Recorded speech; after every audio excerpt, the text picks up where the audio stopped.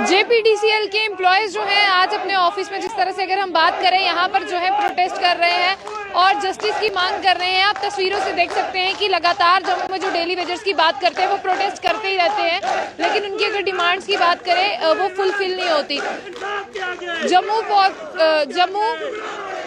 Power distribution corporation limited के जो employees हैं, आप इन्हें फर्स्ट टाइम नहीं देख रहे हैं, आप इन्हें इससे पहले भी देख चुके हैं। और इससे पहले की अगर मैं बात करूं, इससे पहले की बात करूं तो इससे पहले भी इसी तरह से अपनी मांगों को पूरा करने के लिए जो है वो गुहार लगाते रहते हैं। तो यहाँ पर भी इनकी यही डिमांड्स है कि इनकी जो मांगे हैं वो काफ़ी लंबे समय से जो है यहाँ पे फुलफिल नहीं की गई हैं, तो उन्हें फुलफिल किया जाए।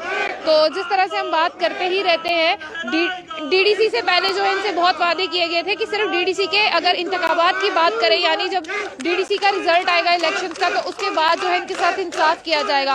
अगर डीडीसी की बात करें तो पूरा 1 साल होने को आ चुका है, बट एम्प्लॉयज़ की बात करते हैं वो जों से तो ही बने हुए हैं। तो यहाँ पर जिस तरह से हम दिखाने की कोशिश कर रहे हैं, डेली वेजर्स की बात करें, उनके बिना अगर हम जम्मू के डिपार्टमेंट्स की बात करें तो जम्मू के डिपार्टमेंट्स की जो है बातें पूरी नहीं हो सकती। लेकिन आप यहाँ पर फिर भी देख पा रहे होंगे कि हर बार इंसाफ की जो बोलते हैं, इंसाफ के आगे झुकना पड़ेगा, लेकिन कोई जो है वो झुकता नहीं है।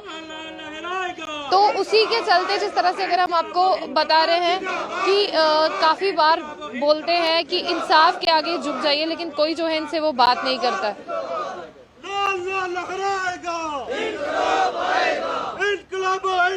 तो सामने यही वो व्यक्ति हैं जो प्रोटेस्ट कर रहे हैं। बहुत सारे हैं, थोड़े नहीं बहुत सारे हैं। तो इनकी डिमांड्स हैं जो इन्हीं से जानते हैं कि आखिर क्या कुछ कहना है डीडीसी के। बार बार आप लोग प्रशासन और सरकार तक अपनी बात को लाने की कोशिश की है, लगातार आप सड़कों पर भी उतरे, पर आज तक आपकी किसी भी बात पर सुनवाई नहीं, ना ही आपकी परेशानियों पर कहीं ना गौर किया। पहले तो मैं मीडिया का शुक्रिया अदा करता हूं कि जो हमारी गरीबों की आवाज़ गवर्नमेंट तक और एडमिनिस्ट्रेशन तक पहुंचाती है। मसला ये है कि हमारी एक सैनिटी जो बनने जा रही है कश्मीर प्रॉमिस में, जो है टीडीएल पीडीएल, वहाँ एक ही सैनिटी है, चाहे वो बेजिस लेते हैं चाहे नहीं लेते हैं, लेकिन वो एक ही दायरे पे हैं, टीडीएल पीडीएल। जम्मू प्रॉमिस के साथ हर बार भेदभाव होता है। यहाँ पे क्या है, जो सैनिटी बना रहे हैं ये, यहाँ 1320 जो लोग हैं वो उनकी जो सैनिटी है वो गवर्नमेंट ने मांगी है टीडीएल पीडीएल की, और उनकी भेज रहे हैं। उसके बाद 4700 कुछ लोग हमारे हैं जिनकी जो एनएससी वगैरह हुई है, कुछ साथियों की नहीं हुई है, उनका जो डाटा है ये नहीं भेज रहे हैं। हम यही चाहते हैं, अगर कश्मीर प्रॉमिस में सबका डाटा भेज रहे हैं, अगर गवर्नमेंट मांग रही है तो फिर इनको भेजने में क्यों दिक्कत है, वहां टीडीएल पीडीएल का डाटा भेज रहे हैं। हम यही चाहते हैं, जितने भी 4700 लोग हैं, 4750 लोग, उनकी सबकी जो है टीडीएल पीडीएल लिख के उनका सैनिटी भेजी जाए। जो सीनियर साथी होगा, जो सैनिटी में आता होगा, वो रेगुलर हो, उसमें हमें कोई वो नहीं है। हमारे जब भी हमारे साथी, क्योंकि अगर 1320 का डाटा भेजते हैं, बाकी वाले हैं उनके बच्चों को जहर देने वाली बात होगी। अब हमारे बच्चों पे बात आ गई है, हम पीछे वाले हटने वाले नहीं है। हम आपके माध्यम से यही अपने चीफ सेक्रेटरी से, अपने प्रिंसिपल सेक्रेटरी से, एमडी साहब से यही गुजारिश करते हैं, चीफ साहब से, कि जो डाटा गवर्नमेंट ने टीडीएल पीडीएल का मांगा है, एक ही सैनिटी बना के वो टीडीएल पीडीएल का जो डाटा है वो गवर्नमेंट के पास पहुंचाया जाए। अगर हमारा डाटा नहीं पहुंचा, हमने 72 घंटे की कॉल दी है, 72 घंटे के अंदर हमारे जो मसले हैं नहीं हल हुए, उसके बाद सारी जो जिम्मेवारी है वो एडमिनिस्ट्रेशन की होगी, गवर्नमेंट की होगी, और हमारे सरकार की होगी, और गवर्नर साहब की होगी। जय हिंद, जय भारत। हाँ जी, करो, कोई बात नहीं।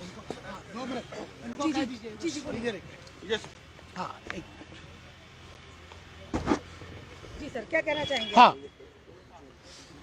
निखिल जी आप मेरे साथ हैं। मोहम्मद मकबूल, national secretary, all India state government employees federation, state president, coordination committee of trade union, and general secretary J&K non guest electrical employees association. अभी निखिल जी, जो हमारे टेम्पररी वर्कर्स के पीडीएल टीडीएल एम्प्लॉयज के जो लीडर्स हैं, इन्होंने आपको साफ बता दिया आज के इस एहतजाज का जो मुद्दा है वो क्या है। बेसिकली पावर सेक्टर के बारे में जो सरकार की जो पॉलिसी है, नाकस पॉलिसी, उसका सबसे ज़्यादा खमियाजा ये जो टेम्पररी वर्कर हैं, डेली वेजर्स हैं, उनको भुगतना पड़ रहा है। यहाँ ऑलरेडी परमानेंट जॉब्स फ्रीज हो चुके हैं, 20 साल पहले हमारी 24,000 स्ट्रेंथ थी, वो घट के 12,000 आ गई है और सारा डिपार्टमेंट का काम ये टेम्पररी वर्कर्स कर रहे हैं। न इनको प्रॉपर ढंग से वेजेस मिल रही है, न उनके लिए कोई रेगुलराइजेशन पॉलिसी है। ऊपर से ये सरकार खोटे दामों अंबानी, अदानी और कॉरपोरेट हाउसेस को ये पावर सेक्टर भेजना चाहती है, जिसके लिए का हम जबरदस्त विरोध करते हैं। सारे मुल्क में इसके खिलाफ एजुटेशन चल रही है, इलेक्ट्रिसिटी बिल 2021, और साथ साथ यहाँ जम्मू कश्मीर में भी हम कोऑर्डिनेशन कमेटी के द्वारा भी और इलेक्ट्रिसिटी में भी इस प्राइवेटाइजेशन के खिलाफ हैं, अनबंडलिंग के खिलाफ पहले से ही थे। और इस वक्त सबसे बड़ा मुद्दा जो टेम्परेरी वर्कर्स का निखिल जी ने उठाया, हम उनका पूरा समर्थन कर रहे हैं, सपोर्ट कर रहे हैं। और निखिल जी ने जो बताया कि 72 घंटे की जो इनका एहतिजाजी प्रोग्राम है, अगर ये नहीं हुआ कि एंटायर बिजली कर्मचारी जितने सारे रियासत के हैं वो इनके स्ट्रगल में शाना बशाना होंगे, हर कदम पर इनके साथ रहेंगे। इसलिए मैं एडमिनिस्ट्रेशन को, प्रिंसिपल सेक्रेटरी साहब को, एमडी साहब को और चीफ इंजीनियर साहब को ये गुजारिश करना चाहता हूं कि वो फौरी तौर पर, ये कोई बड़ा मुद्दा नहीं है, जो काम करते हैं लोग और जो ऑलरेडी डिपार्टमेंट को चलाते हैं, हमारे रेसिंग स्टेशन, हमारे ग्रिड स्टेशन, हमारे फील्ड में जो काम करते हैं, वो 10-10, ये आज के नहीं है, ये 10-10, 15-15 सालों से काम करते हैं। उनके कम से कम मिनिमम ये कहते हैं कि हमारी सीनियरिटी बनाई जाए। और जो प्रॉपर रेगुलराइजेशन पॉलिसी सरकार ने बनाई है 2013 के एजुटेशन में SRO 381 के मुताबिक तमाम अवेलेबल वैकेंसीज के अगेंस्ट इनको रेगुलर करने का सरकार ने ऑलरेडी मन भी बनाया। उसके लिए DPC ऑलरेडी हो चुकी है, एक बार नहीं 2-3 बार हो चुकी है। तो वही हम चाहते हैं, कोई नया मुद्दा नहीं चाहते, लेकिन इनके रोजगार की जमानत चाहते हैं। और इस सिलसिले में ये जो भेदभाव इन्होंने कहा, ये भेदभाव खत्म होना चाहिए और एक ही पॉलिसी बनानी चाहिए। और जो भी काम करता है उसका प्रॉपर सीनियरिटी हो और उसके रेगुलराइजेशन के लिए प्रॉपर सीनियरिटी आगे अथॉरिटीज को भेजनी चाहिए। जैसे आपने कहा कि कश्मीर में जो काफी सारे लोगों की जो जिस तरह से आपने देखा यहाँ पे JPDCL के जो एम्प्लॉयज थे वो यहाँ पर जो है वो प्रोटेस्ट कर रहे थे। उनका यही कहना है कि 72 घंटे की जो स्ट्राइक की कॉल हमने दी है, इसके बाद नहीं माना जाएगा तो जितने भी एम्प्लॉयज हैं वो दोबारा से स्ट्राइक पर जाएंगे। और हमेशा से यही कहा जाता है कि अगर जम्मू कश्मीर यूटी की बात करते हैं, वहाँ पर 2 रूल्स क्यों हैं, जम्मू वालों के लिए अलग क्यों है, कश्मीर वालों के लिए अलग क्यों है। अगर हम कहते हैं कि सब एक बराबर हैं, फिर चाहे जम्मू में हो एम्प्लॉयज या कश्मीर में, सबको एक ही बराबर दिखना चाहिए।